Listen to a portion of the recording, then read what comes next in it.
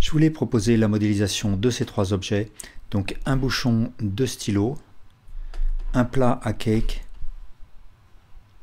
et puis une porte avec moulure.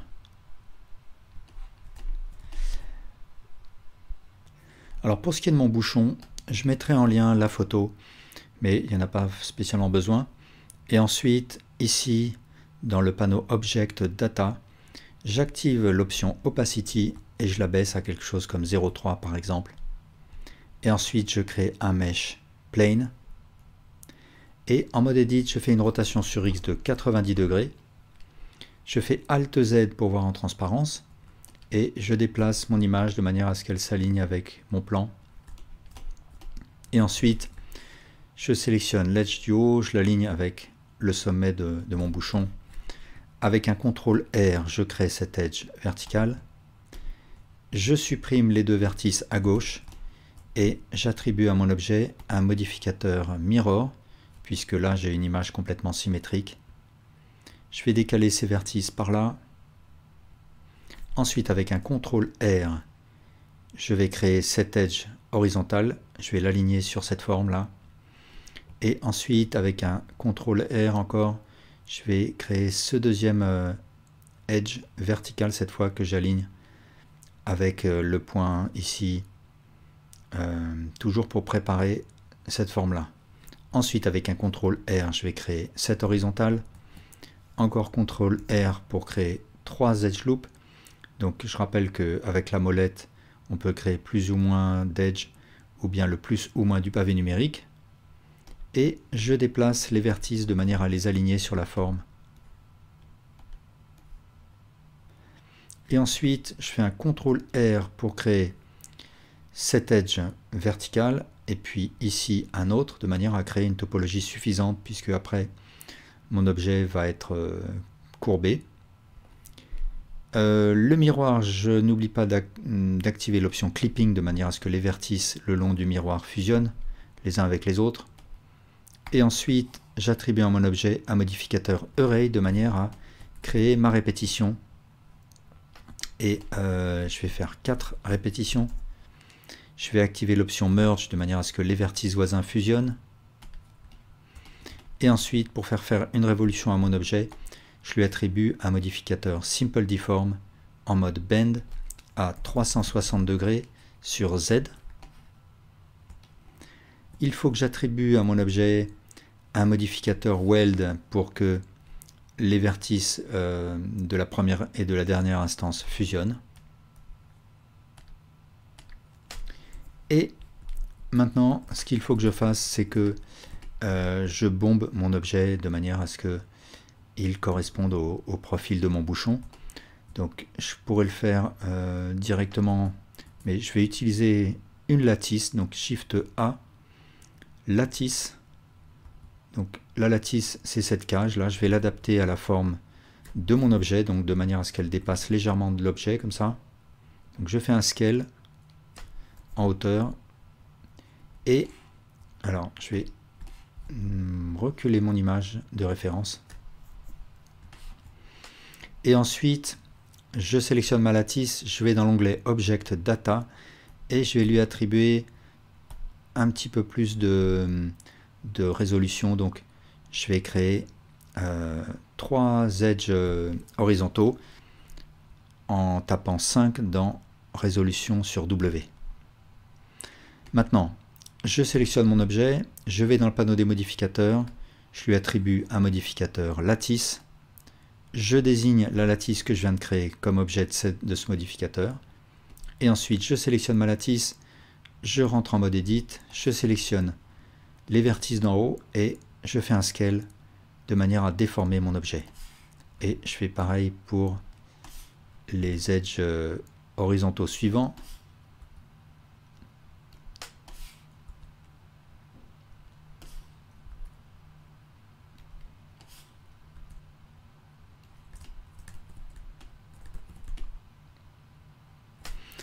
Ensuite, je sélectionne mon objet, je rentre en mode Edit, je Je vais faire Alt Z pour voir en transparence.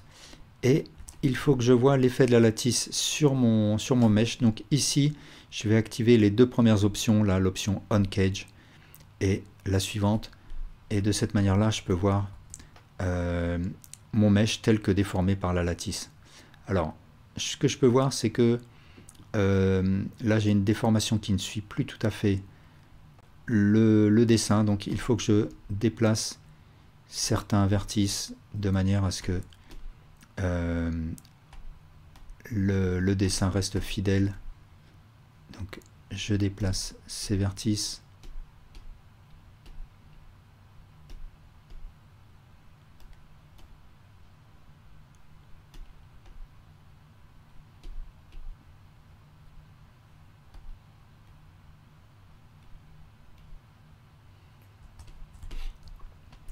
Ici, je vais peut-être décaler ces vertices de manière à avoir des faces un peu plus égales vers le bas.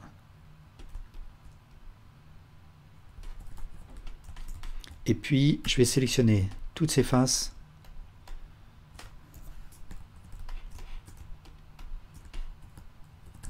et faire une extrusion, donc E. Je vais supprimer les faces là que ça a créé. X delete faces. Je vais peut-être un tout petit peu travailler la topologie en haut. Je vais faire un E sur Y. Et je vais sélectionner tous ces vertices, les fermer. Et ensuite, je sélectionne tous les vertices du haut là. Et je fais une extrusion sur Y. Et voilà, comme ça, je prépare un petit peu la topologie pour la suite. Je vais aussi sélectionner ces edges de manière à créer un bevel. Donc CTRL B. Alors, je vais aussi sélectionner ce qu'il y a là-haut.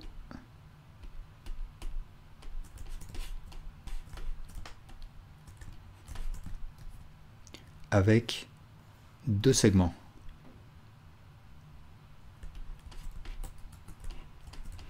Et maintenant, je vais attribuer à mon objet un modificateur Subdivision Surface pour avoir quelque chose de plus arrondi. Et je fais un clic droit Shade Smooth. Alors là, il faudrait que j'ai quelque chose d'une épaisseur à peu près égale. Donc, je vais sélectionner ces vertices et les pousser un petit peu, et ainsi de suite.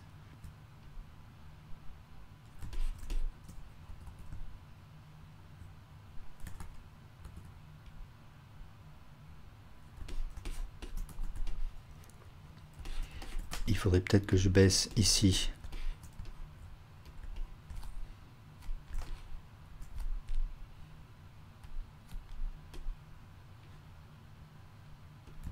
Donc je sélectionne tout ça. Je presse O pour avoir le Proportional Editing et je baisse ma sélection pour avoir quelque chose d'un petit peu plus arrondi à la base.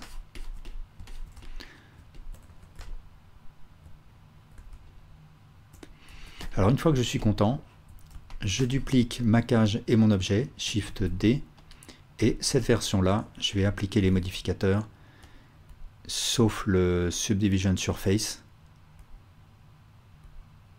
Je peux supprimer la cage, et donc je me retrouve avec cet objet que je peux travailler plus en détail. Donc ça, par exemple, ce qui est là-haut, je peux faire un clic droit, Loop Tools, Circle.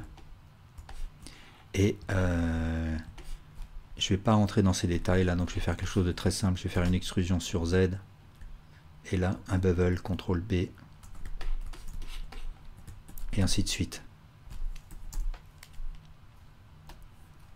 Une extrusion, un scale. Alors il faut que je désactive le Proportional Editing. Un scale et là un bevel. Alors pour ce qui est de mon moule à cake, je vais commencer par créer un mesh circle. Et ici dans l'opérateur box, je vais lui donner 16 vertices. Je me mets en vue de haut et je rentre en mode edit, en mode de sélection de vertices. Et je sélectionne tous les vertices du bas, je les supprime et je duplique ma sélection. Je lui fais faire une rotation de 180 degrés. J'active l'option Auto Merge ici qui me permet de fusionner les vertices voisins. Ici, je me mets en mode Snap to Vertex et aussi Snap with Active.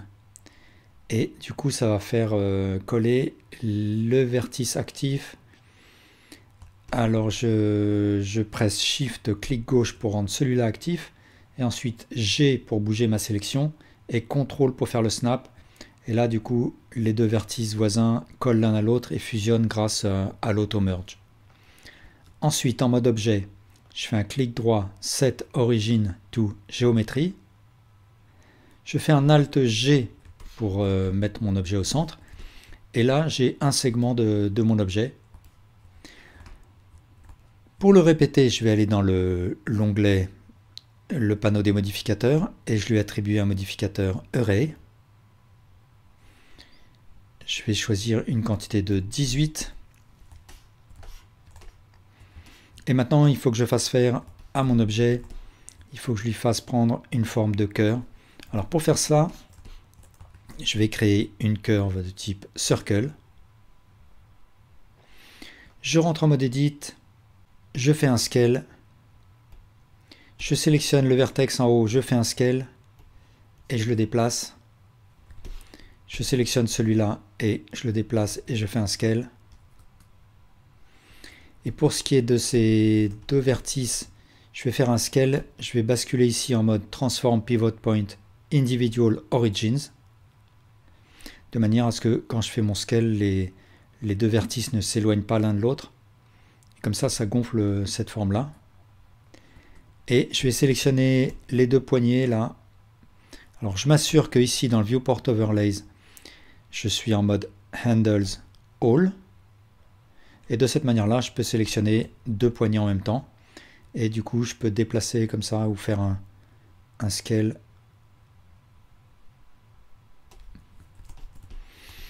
Ensuite, je sélectionne mon premier objet. Je vais dans le modificateur Array activer l'option Merge de manière à ce que les vertices des répétitions fusionnent entre eux.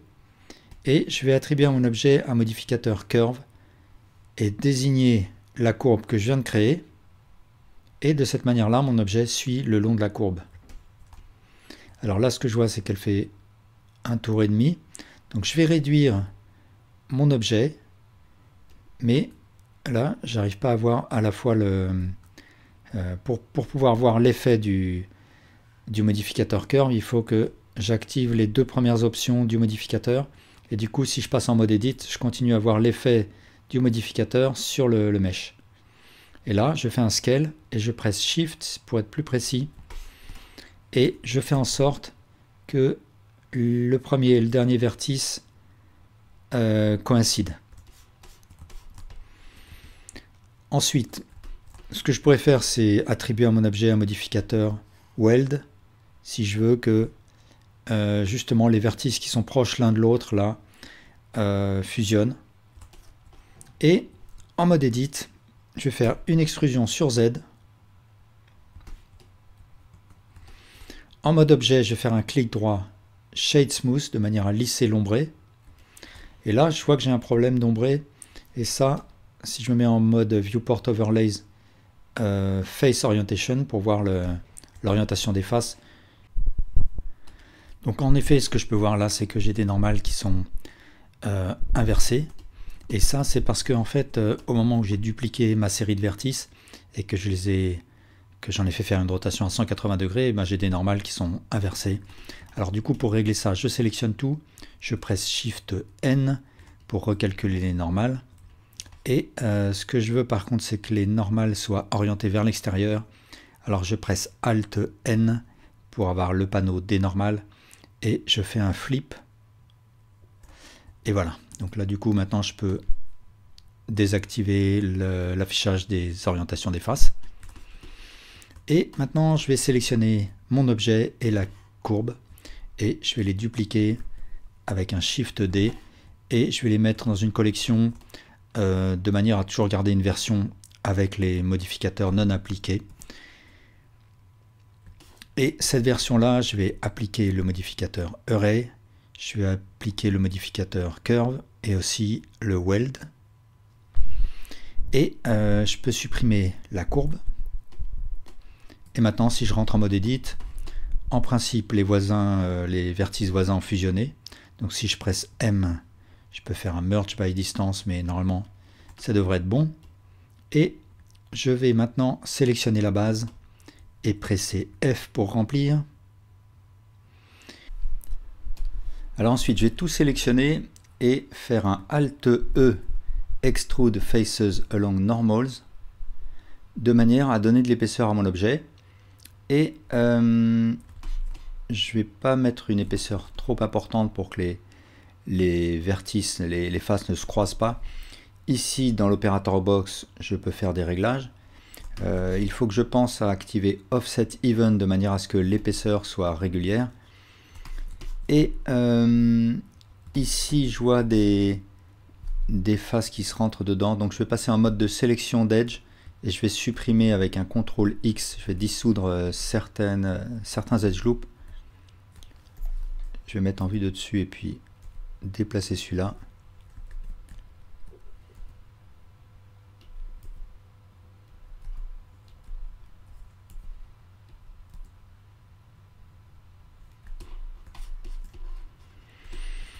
Et je vois que là j'ai un problème de lissage.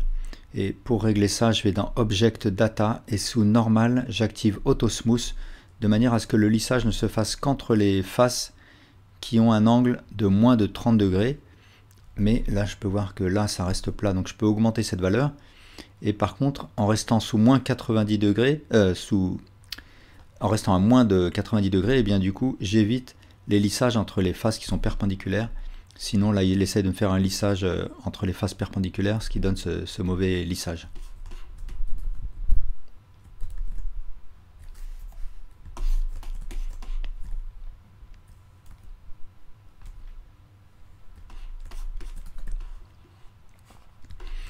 Alors, je vais aussi faire un inset de ces faces, donc I, et ici aussi I. Et ensuite, je vais faire un bevel des arêtes, histoire qu'elles soient un peu plus arrondies. Donc, je sélectionne toutes les arêtes, en haut et en bas, et je fais un CTRL B, et je presse plus ou moins du pavé numérique, ou bien la molette pour rajouter ou retirer des segments. Donc là, je vais faire 2 segments, et peut-être que je vais faire une largeur qui est moindre, autour de 0.06. Alors là, j'ai des artefacts qui sont pas jolis. Je vais vérifier que tout est bien plat en faisant un SZ0. Il faut peut-être que je rajoute ici un edge loop. Et ici, pour faire disparaître, eh bien tout simplement, il faut que je déplace quelques vertices apparemment. GG pour les faire glisser. Voilà.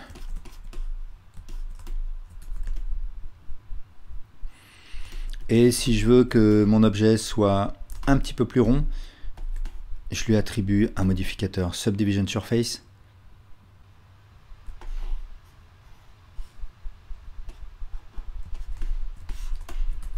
Alors là, j'ai toujours un problème d'artefact. Mais si je sélectionne mon edge là et que je fais un GG, ça a l'air de faire disparaître mon problème.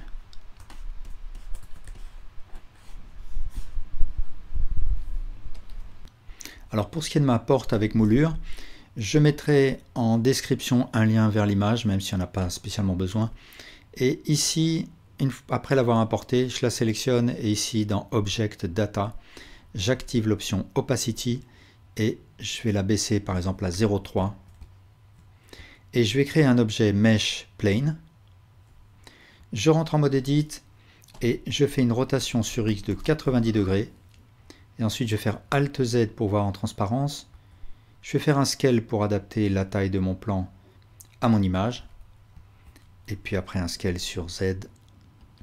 Ensuite, je vais faire CTRL-R pour créer cet edge central. Je vais supprimer l'edge à gauche. Et ensuite, ici dans le panneau des modificateurs, je vais attribuer à mon objet un modificateur mirror. Et ensuite, je vais créer une suite, toute une série d'edges qui vont venir le long du dessin de mon relief.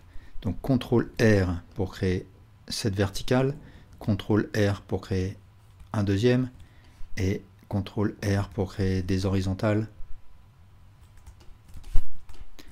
Ensuite, CTRL-R pour créer 3 edges verticaux. Et ensuite, je crée cet edge loop que j'adapte au dessin.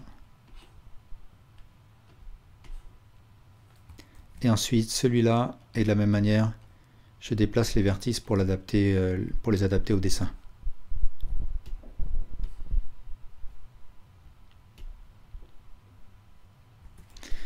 Après, je vais tout sélectionner. Je prends garde à ce que l'option clipping du mirror soit activée, de manière à ce que les vertices voisins le long de l'axe fusionnent l'un contre l'autre et que cela ne crée pas de face interne. Et je fais une extrusion, donc par défaut elle va se faire sur Y. Et ensuite je vais un petit peu déplacer mon objet. J'ai plus besoin de laisser mon image de référence derrière, donc je vais la ramener là. Et je vais ramener l'opacité à 1. Et mon objet, je vais sélectionner toutes les faces qui sont censées être extrudées, donc toutes celles-là et puis toutes celles-là, et faire à nouveau une extrusion. Et ensuite, en mode Edit, je vais sélectionner tous les edges le long desquels je souhaite créer une moulure. Donc tous ces edges-là, ceux-là et ceux-là. Donc là, je peux faire mon bevel, CTRL B. Et ensuite, dans l'opérateur box, je vais pouvoir jouer avec les paramètres. Mais je vais plutôt ouvrir mon opérateur box avec la touche F9, de manière à avoir un pop-up que je peux déplacer. Et ce que je veux faire, c'est donner un profil à mon bevel. Donc ici, Profile Type, je vais cliquer sur Custom. Et donc, je me retrouve avec ce profil. Donc pour l'instant, c'est pas ce que je vois parce que j'ai une résolution qui est insuffisante, j'ai une quantité de segments de 1, mais je vais rajouter des segments, je vais mettre par exemple 9 segments, et du coup maintenant je peux voir le profil en question, et je peux le retoucher autant que je veux. Donc il faut considérer que cette partie-là, ça va être la partie pleine, et je peux donc bouger les vertices, je peux rajouter des vertices en cliquant sur la courbe. Je peux les supprimer en les sélectionnant et en pressant X.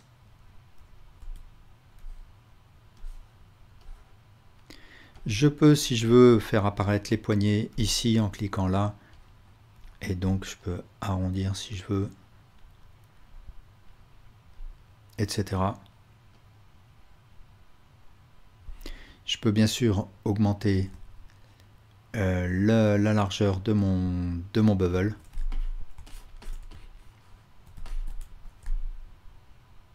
Alors là, bien sûr, j'ai quelque chose qui n'est pas encore très rond, mais je vais attribuer à mon objet un modificateur Subdivision Surface.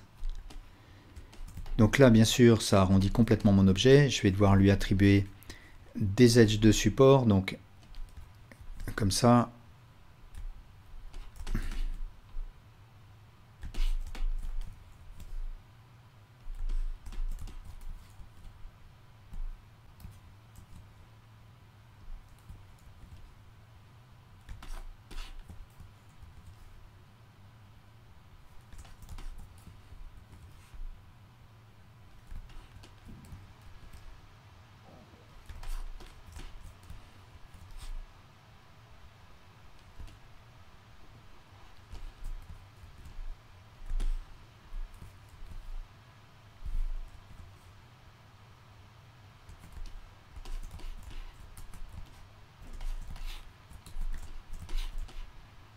Alors ici, j'ai probablement une topologie qui ne fonctionne pas. Je vais devoir la corriger. Donc, je vais désactiver le Subdivision Surface Et puis je vais commencer à tracer avec un J des edges.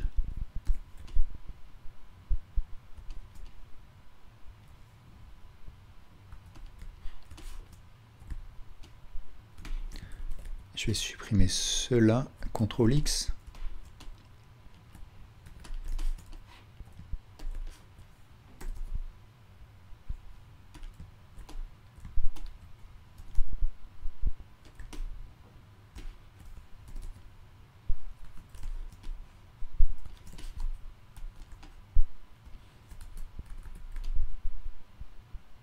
Donc pareil pour en haut, il faut que je corrige la topologie.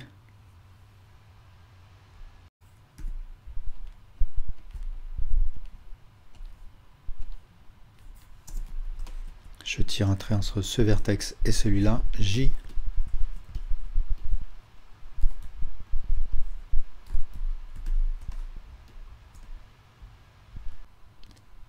Voilà, et bien merci beaucoup pour votre attention.